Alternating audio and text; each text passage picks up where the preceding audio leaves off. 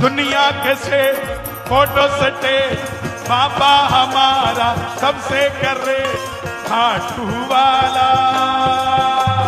सेठों का से, सेठों का से, सेठों का से, सेठों का से, सेठों का से, ये है सेठों का से। दुनिया के से फोटो सटे बाबा हमारा सबसे कर रे खाटू वाला। सेठों का से, सेठों का से, सेठों का से, सेठों का से। किस किस का सेठ है बाबा? दोनों हाथ उठा के ये बात एक वृंदावन धाम की लाडली जू सरकार की।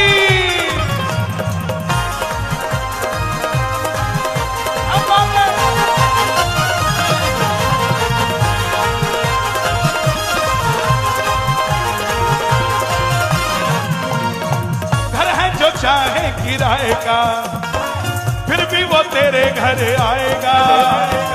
घर है जो चाहे किराए का फिर भी वो तेरे घर आएगा। दिल से जोत जलाएगा लीले पे चढ़ के वो आएगा। दिल से जोत जलाएगा। आदरणीय परम क्षत्रिय गुरुदेव भगवान, देखो मित्रों का मिलन हो रहा है। आदरणीय परम श्रद्धेय अनिरुद्धाचार्य जी महाराज, जोरदार तालियों से स्वागत हो। दोनों हाथ उठा के। काली कमली वाला,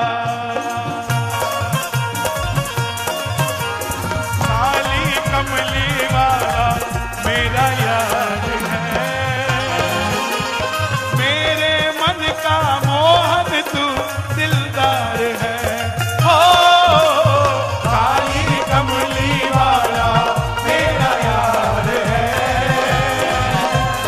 मेरे मन का मोहन तू दिलदार है। तू मेरा यार है, मेरा दिलदार है। तू मेरा यार है, मेरा दिलदार है। ओए ओए ओए काली कमली वाला मेरा यार है। ओ मेरे मन का मोहन तू दिलदार है। ओ काली कमली वाला मेरा यार है। मेरे मन का मोहन तू। बोलिए खाटू नरेश की, हारे के सहारे की, तीन बाणधारी की, श्याम हमारे की, अयोध्या धाम की, सदगुरुदेव भगवान की बहुत बहुत बधाई। हमारे बड़े भाई मनोज तिवारी जी को और पूरी टीम को एक बार जोरदार जयकारा लगे। भारत माता की।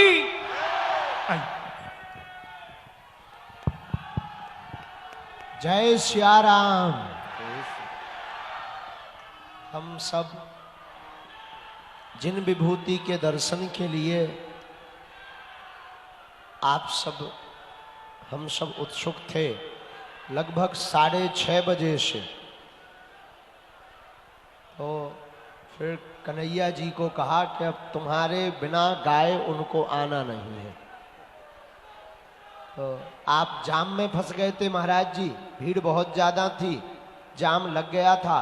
लेकिन आज गौरी गोपाल आश्रम के अधिपति श्री गौरी गोपाल ठाकुर जी के विशेष कृपा पात्र और पूरे भारत में युवाओं के चहेते और समस्त युवाओं को सनातन धर्म से जोड़ने वाले पूज्य महाराज जी, हमारे अनुज श्री अनिरुद्धाचार्य जी महाराज जी आज कथा में आए हुए हैं। तिवारी जी का बड़ा हृदय से भाव था। हमारे तो अनुज हैं, तो हमें तो लगता है कि हमसे दूर ही ना जाएं। तो बहुत प्रसन्नता हुई। हम सब आरती के पहले परम पूज्य महाराज जी का आशीर्वचन लेंगे, इसके बाद में आरती करेंगे। और फिर सब लोग जो है, आज बहुत श्रम हो गया, आप लोग सुबह 7 बजे के बैठे हो, हम आपकी मजबूरी समझ सकते हैं। और कल 3 बजे हम लोग पुनः, आप 2 बजे पहुंचो, 2:30-3 बजे तक हम हर हाल में आ जाएंगे। कल की कथा 5:30 बजे तक विराम करके आगे की यात्रा पर जाएंगे। जय सिया राम। गौरी गोपाल धाम की, श्री वृंदावन धाम की। अच्छा, वृंदावन कौन कौन गया? हाथ नीचे कर लो। तो आप गौरी गोपाल आश्रम गए? कितने लोग नहीं गए? हाथ उठाओ। ठीक है, अब वृंदावन जाना तो जाइयो, ठीक है। खूब माताओं की सेवा, वृद्ध माताओं की सेवा आप कर रहे हैं, आप सब दर्शन करो।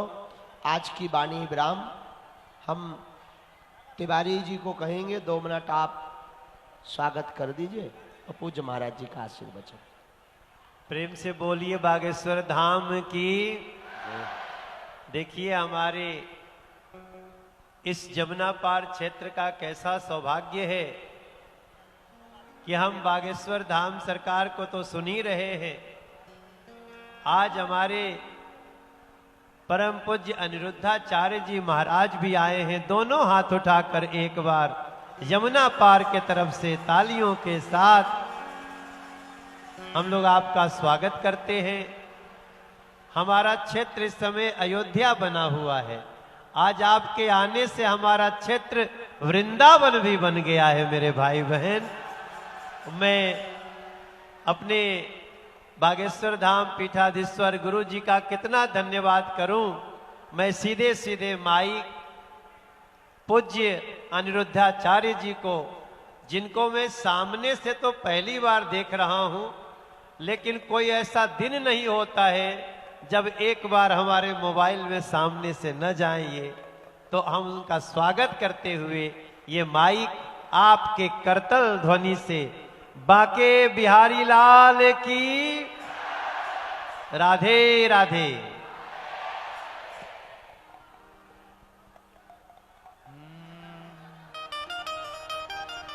बोलिए भक्त वत्सल भगवान की, श्री बागेश्वर धाम की, बागेश्वर धाम की, गौरी गोपाल भगवान की, पूज्य महाराज श्री की। आज हम वृंदावन से तो 3 बजे ही चल पड़े थे और 4:45 बजे दिल्ली पहुंच गए, पर वहां से यहां तक आने में हम संस्कार ऑफिस में चले गए पूज्य मनोज भैया के पास, और उसके बाद वहां से यहां आने में भैया बताए आधे घंटे का रास्ता है और निकल पड़े 6 बजे। पर इतना ट्रैफिक के आने में 2 घंटे लग गए। उसके लिए क्षमा प्रार्थी हूं। हम अपने टाइम से तो आ ही गए थे, पर ट्रैफिक के कारण लेट हो गए। भगवान की कृपा आप सब पर इतनी है कि हमारे भैया मनोज तिवारी जी, जिन्हें कौन नहीं जानता, इनके माध्यम से इतना सुंदर आयोजन आप लोगों ने सुना कि पूरे ये केवल क्षेत्र अयोध्या नहीं बन गया, आपका हृदय अयोध्या बन गया।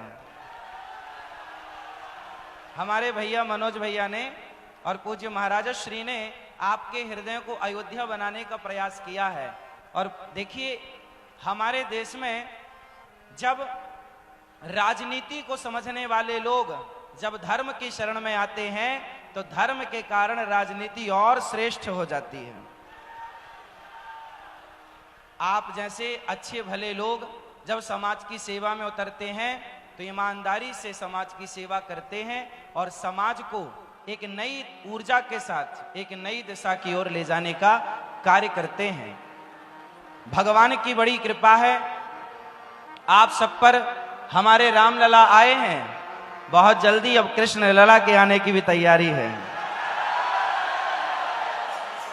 और एक छोटी सी प्रार्थना, चूंकि हमारे मनोज भैया, जिनको हम सब पहले से आपने कथा कराई, पूज्य महाराज जी को बुलाया, हम सब जान गए कि भैया के हृदय में राम बसते हैं।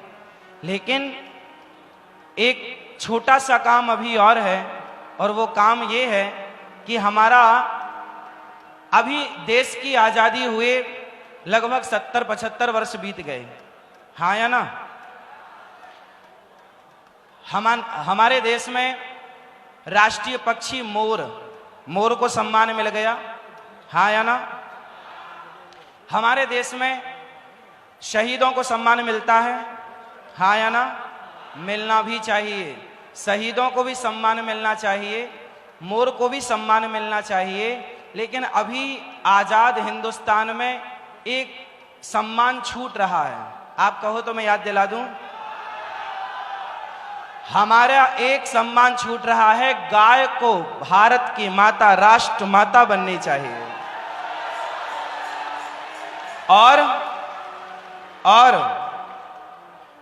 गाय का ही चित्र आने वाले 500 और 100 के 200 के नोट में गौ माता का चित्र होना चाहिए, हाँ या ना? क्यों? आजाद हिंदुस्तान में सबका सम्मान हुआ और होना भी चाहिए। जिनका सम्मान नहीं हुआ, हमारे रामलला 500 वर्ष से वनवास में थे, हमारे वर्तमान के जो देश के यशस्वी प्रधानमंत्री जी हैं, उन्होंने रामलला को सम्मान दिलाया, अर्थात रामलला की प्रतिष्ठा कराई। रामलला जिनको हम सब अपने हृदय में बसाते हैं, जिनको अपना आदर्श मानते हैं, वो रामलला 500 वर्ष बाद अयोध्या वापस लौटे हैं। अब गौ माता को राष्ट्रीय माता, गौ माता को सम्मान दिलाना कौन कौन चाहता है? चाहते हैं। अब हमारी गौ माता को भी सम्मान मिलना चाहिए और गौ माता को भी। अच्छा बताइए, गाय जरूरी है या नहीं? किसके लिए जरूरी है? जब हमारा देश आजाद हुआ और देश के प्रथम नहीं, आगे जब प्रधानमंत्री बने शास्त्री जी, आपको पता है जब शास्त्री जी प्रधानमंत्री बने उस समय हमारे भारत में गेहूं अमेरिका से आता था, हमारे देश में खाने को भरपेट गेहूं। आप बताइए, जब हमारे देश में भरपेट खाने को भोजन नहीं था, उस समय घर घर गौ माता होती थी और गाय का दूध दही पी करके लोग अपना जीवन यापन करते थे। ये बात सही है या गलत है? जब हमारे देश में भरपेट अन्न नहीं था, तब हम सबको भरपेट दूध दही घी मक्खन देकर कौन पेट भरती थी? गौ माता। तो क्या अब आजाद भारत में उस गौ माता को भुला देना चाहिए? इसलिए आप सबकी जिम्मेदारी है कि यदि आप घर में कुत्ता रखते हैं तो गौ माता को रख सकते हैं और गौ माता को रखने का प्रावधान होना चाहिए। और हम सब गौ माता की सेवा करें, आप भी गौ माता की सेवा करो। और हमारे वर्तमान में जो पूज्य महाराज जी हैं, जो हिंदू राष्ट्र की कल्पना लेकर के चल रहे हैं, हिंदू राष्ट्र तब संभव है जब घर घर गौ माता का सम्मान हो, घर घर गौ माता की पूजा हो। साथ ही आजकल के यूथ, आजकल के आप नौजवान दोस्तों को चाहिए कि आप, अच्छा एक छोटी सी बात मैं हमेशा आपसे करता हूं, आज पुनः आपसे एक बात कह दूं। अच्छा बताइए, नौकरी लेने वाला बड़ा है या नौकरी देने वाला? कौन सा? सेल्फ डिपेंड बनना है, आत्मनिर्भर भारत बनाना है, तो नौकरी लेने से आत्मनिर्भर बनेगा या नौकरियां देने से? इसलिए आप जितने यूथ यहाँ हैं, हमारे नौजवान दोस्त, हमारी बहनें, हमारे भाई यहाँ हैं, आपको संकल्प लेना चाहिए इस कथा से कि हमें इतना योग्य बनाना है अपने आप को, इतना टैलेंटेड बनाना है अपने आप को, इतना काबिल बनाना है अपने आप को कि हमें नौकरी लेने के लिए हाथ ना पसारना पड़े, बल्कि हम नौकरियां देने वाले बने।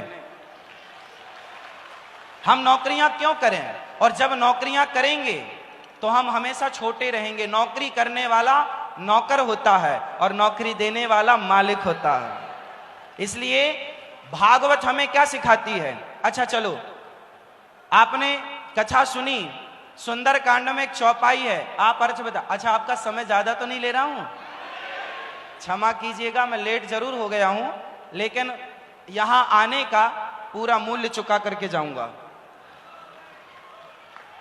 आपका समय यदि गया है, यदि आपने 2 घंटे अपने एक्स्ट्रा दिए हैं, तो मैं उस 2 घंटे की कीमत आपको दे करके जाऊंगा।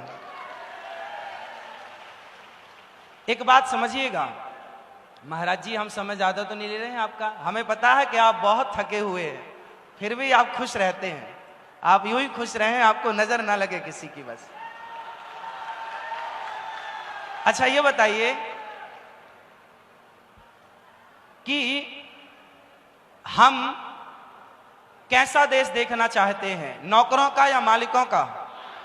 मालिक। अब आप कहोगे महाराज जी सब नौकरी देने वाले बनेंगे तो नौकरी करेगा कौन, लेने वाला कौन? अरे तुम देने वाले बनो तो अमेरिका के लोग आएंगे, इंग्लैंड के लोग आएंगे यहां नौकरी करने। आप बनो तो सही। हमें अपने आप को इतना श्रेष्ठ बनाना चाहिए, इतना योग्य बनाना चाहिए कि हमें कभी किसी के आगे हाथ पसारने की आवश्यकता। अच्छा एक चीज और ध्यान रखिएगा, हनुमान जी जब लंका गए, खुश रहो खुश रहो सुखी रहो, हनुमान जी जब लंका गए, क्या नाम है आपका? क्या हुआ आपको, क्यों रो रहे हो? पहली बार आपको देखा। तो रोना क्यों है इसमें? रोयो मत, रो मत, ठीक है? रोते नहीं, बैठो यहां बैठ जाओ अच्छे से, खुश रहो। अच्छा ये बताओ, हनुमान जी लंका गए तो एक चौपाई आपने सुनी होगी, उसका अर्थ मुझे पता नहीं है, आपसे पूछूंगा, आप उत्तर दीजिएगा। राम काज कीन्हे बिनु मोहि कहा विश्राम, इसका अर्थ क्या हुआ?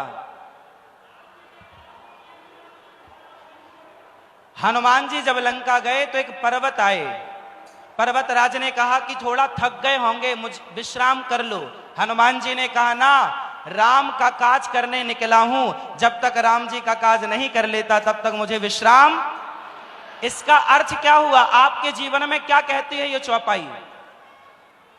ऐ नौजवानों, बोलो ऐ नौजवानों, उठो और चलो, तब तक चलो जब तक अपना लक्ष्य प्राप्त ना कर लो। ये अर्थ है इस चौपाई का। हनुमान जी कहते हैं जब तक मैं सीता मैया का पता नहीं लगा लेता तब तक मुझे विश्राम। जीवन में लक्ष्य वही पाता है जो बिना थके बिना रुके तब तक विश्राम ना करे जब तक अपने लक्ष्य को प्राप्त ना कर ले। और ये कहां से सीखना है? श्री हनुमान जी से सीखना है। कौन सिखाएगा? हमारे शास्त्र कितने साइंटिफिक हैं। आप लोगों ने यदि शास्त्रों को समझा होता, पढ़ा होता, तो आज हमारा भारत आज जितनी तकनीक इटली कर रहा है, जापान कर रहा है, अमेरिका कर रहा है, आज हम शिखर पर होते टेक्नोलॉजी के मामले में। आपको पता है हमारा भारत, हमारा शास्त्र, हमारे सदग्रंथ कितने साइंटिफिक हैं, कितने वैज्ञानिक हैं। चलो बताओ, आप लोग गीता पढ़ते हो? गीता पढ़ते हो? कितने लोग गीता पढ़ते हैं आप लोग? देखो, जो बातें हम कह रहे हैं वो बातें आपके जीवन में तब चरितार्थ होंगी जब आप गीता पढ़ना स्टार्ट करेंगे, जब आप रामचरितमानस पढ़ना स्टार्ट करेंगे। अच्छा, रामचरितमानस क्या सिखाती है? उत्तर दो। आप में से कितनों के घर में रामचरितमानस है? बताओ, रामचरितमानस क्या सिखाती है? हाँ, रावण का चरित्र और राम का चरित्र दोनों में श्रेष्ठ किसका है? तो राम का चरित्र, इसलिए तुलसीदास जी ने लिखा रामचरित्र मानस। अर्थ क्या हुआ? अर्थ ये हुआ कि जिसका चरित्र श्रेष्ठ है उनके मंदिर बनाए जाएंगे और जिनका चरित्र समाप्त हुआ, गड़बड़ हुआ, उनके पुतले जलाए जाएंगे। रावण के पुतले क्यों जलाए जाते हैं? क्योंकि रावण चरित्र से गिर गया। और राम का प्राण जाए पर चरित्र ना जाए, प्राण जाए पर वचन ना जाए, धर्म ना जाए, चरित्र ना जाए। ये सब आपके लिए है कि प्राण जाए तो जाए पर चरित्र ना जाए। आप करोड़पति हैं, फॉर एग्जाम्पल आप करोड़पति हैं पर आपका चरित्र मजबूत नहीं है, आप चरित्रवान नहीं हैं, तो क्या समाज सम्मान करेगा आपका? समाज इज्जत करेगा आपकी? इसलिए आप अपने बच्चों को, आज जितने मेरे नौजवान दोस्त आप खड़े हैं, आपसे प्रार्थना सिर्फ इतनी है, सिर्फ पढ़ाई पर ध्यान दीजिए। आई लव यू मत खेलिएगा। यदि आई लव यू खेलने लग गए तो फिर आपका भविष्य अंधकार में चला जाएगा। इसलिए आई लव यू खेलेंगे। रावण ने पराई स्त्रियों को देखना स्टार्ट कर दिया, सर्वनाश हुआ कि नहीं? आपके सामने उदाहरण है, दुर्योधन ने भरी सभा में एक नारी को गलत दृष्टि से देखा। द्रौपदी से कहा, आजा मेरी जंघाओं पर आकर बैठ जा, मेरी जांघ पर आकर बैठ जा, मेरी गोद में आकर बैठ जा। कहा या नहीं? सर्वनाश हुआ कि नहीं? दुर्योधन का सर्वनाश हुआ। बोलो क्यों हुआ? पराई स्त्री के कारण। हाँ या ना? रावण का सर्वनाश हुआ किसके कारण? पर स्त्री के कारण। आपको सबक लेना चाहिए। इतिहास से जो नहीं सीखता, इतिहास से जो सबक नहीं लेता, वो सबसे मूर्ख होता है। और जो इतिहास से सबक लेकर अपने चरित्र को, अपने जीवन को संवार ले, सही रास्ते पर ले जाए, समझदार होता है। इसलिए शास्त्रों को समझना पड़ता है। समझदारी वो है कि हम शास्त्रों को केवल सुने ना, महाराज जी कथा सुनाए तो केवल सुने ना, उस सुनी हुई बातों को जीवन में चरितार्थ करें, उन बातों पर चलें। झूठ बोलना पाप है, नदी किनारे सांप है। किस किसने सुना है? झूठ बोलना पाप है, नदी किनारे सांप है, काली मैया आएंगी और सुना तो सबने है, क्या सुनने से काम होगा?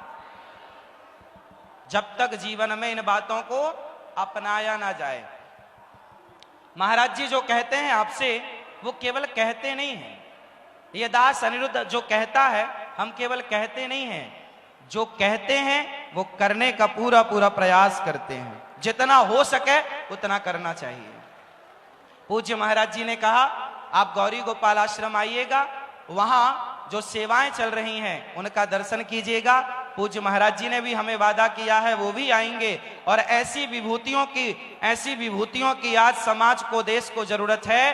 पूज्य महाराज जी बागेश्वर धाम आप कभी जाइए और वहां जाकर देखिए, हनुमान जी का दिव्य प्रताप है। वहां पूज्य महाराज जी हर वर्ष कन्याओं का विवाह कराते हैं निःशुल्क। गरीब परिवार की बेटियों का विवाह कराते हैं और उन सब का आशीर्वाद लेते हैं। और सहयोग करने वालों को आशीर्वाद प्राप्त होता है। पूज्य महाराज जी कथा के द्वारा केवल कथा ही नहीं सुनाते, पूरे भारत को जोड़ने का काम करते हैं। बोलिए बागेश्वर धाम की, भारत के संतों की। हमारे देश में ऐसी कितनी पिक्चर बनी, मूवियां बनी, जिनमें संतों को गलत तरीके से दर्शाया गया, दिखाया गया। क्यों जानते हैं? अच्छा ये बताओ, महाराज जी 3 दिन के लिए आए हैं। आज तक महाराज जी से आपने सुना कि महाराज जी ने गुटखे का प्रचार किया, सिगरेट का प्रचार किया, शराब का प्रचार किया? इन्हें कोई 1 करोड़ रुपए दे और कहे कि जी आप भी कह दो कि दाने दाने में केसर का दम, तो क्या ये कर सकते हैं? नहीं कर सकते। विश्वास है आपको? तो अब बताओ, एक तरफ ये संत हैं जो आपको सही मार्ग दिखाते हैं, माँ बाप की सेवा करो, सत्य बोलो, नशा ना करो। एक तरफ ये संत हैं जो कहते हैं कि सही मार्ग पर चलो, और दूसरी तरफ आपके सुपर डुपर स्टार हैं जो कहते हैं कि गुटखा खाओ, दाने दाने में केसर का दम। आप बताओ कि समाज का शुभ चिंतक कौन है? संत हैं या वो लोग हैं जो समाज को गुटखा खाने वाला बना रहे हैं? और तो छोड़िए, आज बताइए, क्या संत शराब का प्रचार करते हैं? संत कहते हैं शराब मत पीना, तुम्हारी पत्नी का मंगलसूत्र बिक जाएगा, बेटा मर जाएगा, मां रोएगी, बच्चे अनाथ हो जाएंगे, पत्नी विधवा हो जाएगी। शराब पियोगे तो तुम्हारा पूरा परिवार नष्ट हो जाएगा। संत कहते हैं शराब ना पीना, और पिक्चर बनाने वाले कहते हैं मुझे पीने का शौक नहीं, पीता हूं गम भुलाने को। अब बताओ आप कि समाज का शुभ चिंतक कौन है? इसलिए समाज में संत यदि शुभ चिंतक हैं, आज भी हम जैसे लोग, महाराज जी जैसे लोग समाज में खुलेआम बोलते हैं कि आप ऐसे लोगों को त्याग दो जो गुटखे का प्रचार करें, शराब का प्रचार करें, ऐसे लोगों को त्याग दो। और आप अपने बच्चों का भविष्य चाहते हैं तो ऐसी मूवियां देखना छोड़ दो, ऐसे सत्संग करना स्टार्ट करो जहां आपके अंदर इंसानियत पैदा की जाती है, आपके अंदर के हैवान को मारा जाता है। पिक्चर देख के क्या पाओगे सिवाय अश्लीलता के? शराब पीना, ऐसी कोई पिक्चर नहीं है शायद जिस पिक्चर में शराब का सीन ना दिखाया जाता हो पीने का। पर 3 घंटे की कथा में कोई शराब यहां कोई पीता है इस परिसर में? तो बताओ, जिन संतों ने समाज का भला चाहा, उन्हीं संतों को इस तरह बदनाम किया गया कि उन संतों को कह दिया गया, अरे संत तो पाखंडी होते हैं, ढोंगी होते हैं। ये ढोंगी, पाखंडी जैसे शब्द संतों के लिए प्रयोग हुए हैं या नहीं? हाँ या ना? तो ये समाज का कैसा न्याय है संतों के लिए? जो गलत बेच रहे हैं, जो गलत का प्रचार कर रहे हैं, उन्हें सुपर डुपर स्टार बनाया गया, और जो संत जी जान लगा रहे हैं आपकी सेवा में, उन्हें पाखंडी कहा जाता है। इसलिए एक नया संकल्प, एक नई ऊर्जा के साथ हम अपने भारत की संस्कृति का और भारत के संतों का सम्मान करेंगे। जो हमें सही राह बताएगा, हम उन संतों का सम्मान करेंगे। और ऐसे महान संतों की हम भारतवासियों को जरूरत है या नहीं? तो फिर संतों का सम्मान करना सीखिए। मेरे नौजवान दोस्तों, आप संतों का सम्मान करते तो संत, मैं क्या बोल रहा हूं कि नौकर ना बनना, मालिक बनना। हम कह रहे हैं मालिक बनना, और वो कह रहे हैं गुटखा खाओ, शराब पियो। वो आपके बच्चों को गुटखा खिला रहे हैं, हाँ या ना? आज अभी 2020 शुरू होगा। क्या है 2020? जुआ है। क्या है 2020? एक प्रकार का, बोलो हाँ या ना? कितने लोग सहमत हैं कि क्रिकेट में जुआ होता है और देश का नौजवान उसकी बलि चढ़ता है? हाँ या ना?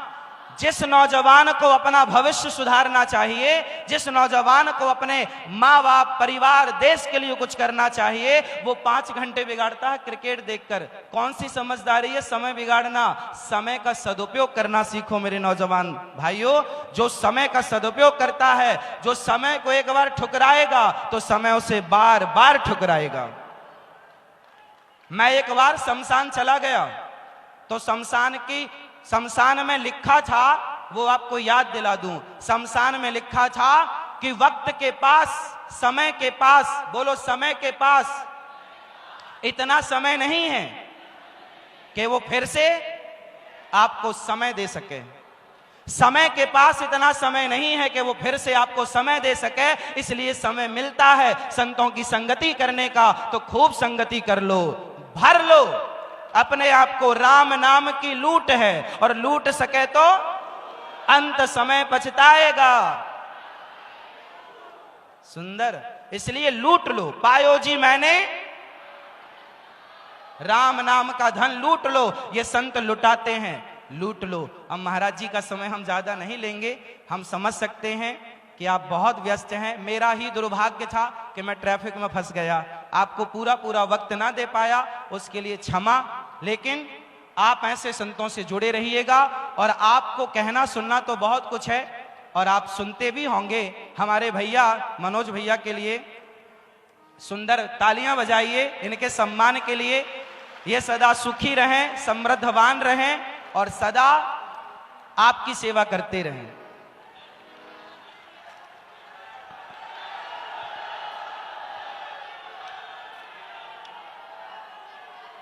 इसी तरह ये समाज की सेवा करते रहें। हमारे महाराज जी इसी तरह इनको कथा सुनाते रहें, और इसी तरह आप सभी लोग कथा सुनते रहें। हाँ, हैट्रिक, बिल्कुल सही। तो आप सब लोगों का साथ दीजिएगा।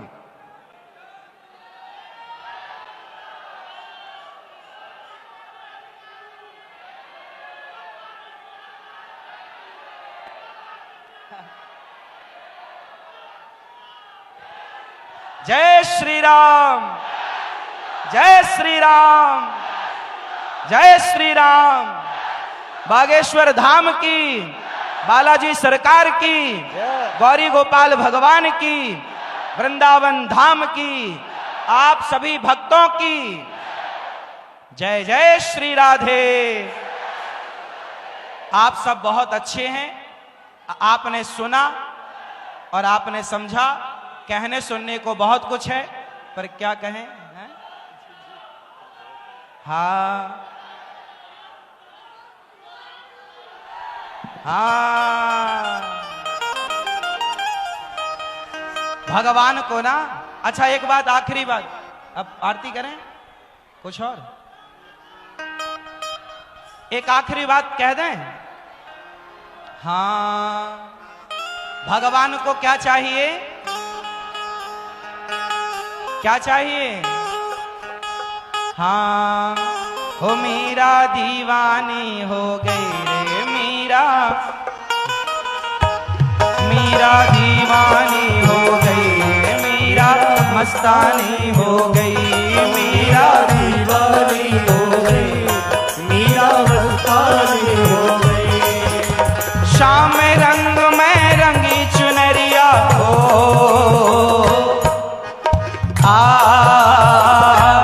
मीरा, हो मीरा, मीरा दीवानी हो गई रे मीरा, मस्तानी हो गई, मीरा दीवानी हो गई रे मीरा, मस्तानी हो गई।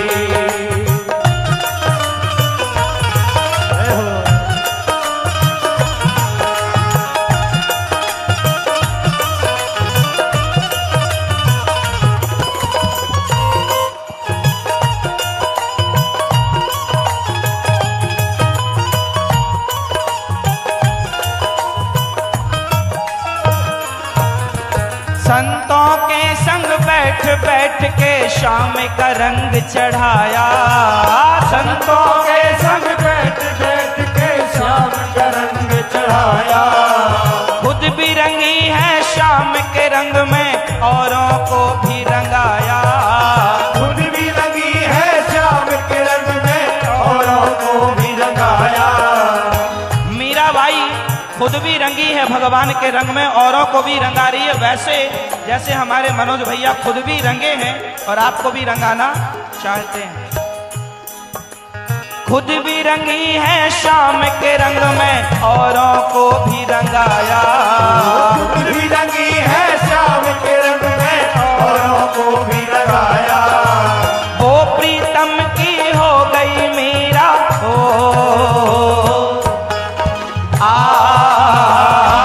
मीरा, हो मीरा, मीरा दीवानी हो गई रे मीरा, मस्तानी हो गई, मीरा दीवानी हो गई, मीरा मस्तानी हो गई, मीरा दीवानी हो गई, मीरा मस्तानी हो गई। मीरा भगवान की पूजा करती थी या प्रेम करती थी? क्या करती थी? भगवान की पूजा और भगवान से प्रेम।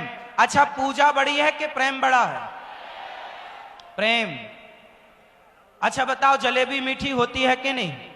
हाँ या ना? जलेबी मीठी होती है? हाँ या ना? ना, नहीं होती। चाशनी मीठी होती है। जलेबी जब तक चाशनी में ना डूबे तब तक जलेबी खाने योग्य। उसी तरह पूजा है। हमारे कन्हैया भैया सुंदर, आइए आइए, वाह सुंदर, एक बार सुंदर तालियां भैया के लिए। अच्छा ये बताओ, जलेबी मीठी नहीं होती, यदि चाशनी में डूबती है तो जलेबी मीठी हो जाती है। उसी तरह पूजा है जलेबी और भगवान का प्रेम है चाशनी। जब तक पूजा प्रेम की चाशनी में न डूबे तब तक वह ग्रहण करने योग्य। इसलिए आपकी पूजा में भरपूर प्रेम हो। इन्हीं शब्दों के साथ यदास अनिरुद्ध अपनी वाणी को विराम। आप सभी के चरणों में बारंबार प्रणाम नमन। आप सब भक्त हैं, आपकी चरण रज को प्रणाम। पूज्य महाराज जी के चरण रज को प्रणाम, चरण धूलि को प्रणाम। आपके श्री चरणों को कोटि कोटि नमन। आप कि बारंबार प्रणाम आपके श्री चरणों में, पूज्य भैया जी को बारंबार नमन, आपकी पूरी टीम को नमन। आप भक्त हैं इसलिए सभी मात्र शक्ति की चरण रज माथे पर लगाता हुआ ये दास आपको बारंबार नमन करता है। सबको जय श्रीमन नारायण, जय श्री कृष्णा, राधे राधे। राधे राधे। एक बार जोरदार तालियां हमारे अनिरुद्धाचार्य जी महाराज जी के लिए।